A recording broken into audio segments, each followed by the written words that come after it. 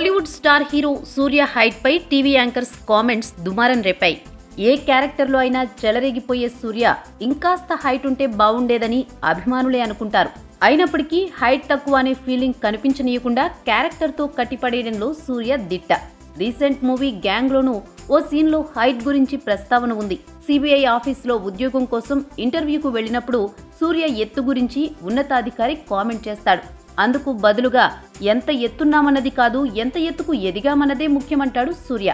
ఇది సినిమాలో డైలాగే అయినా తన హైట్ గురించి కామెంట్ చేసిన వాళ్ళకిచ్చిన కౌంటర్ అని కూడా అనుకోవచ్చు.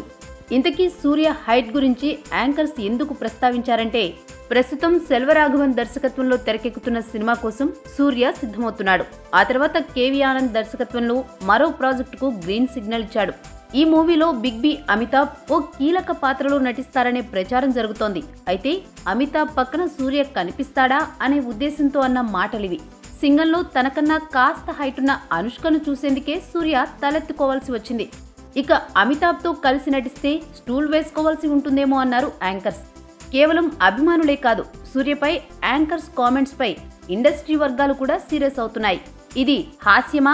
కానే కాదు, నవ్వించడం కోసం ఎంత అనైతికంగా ప్రవర్తిస్తున్నారు, బుద్ధి లేకుండా ప్రవర్తిస్తున్నారు అంటూ హీరో విశాల్ ఘాటుగా ట్వీట్ చేశాడు.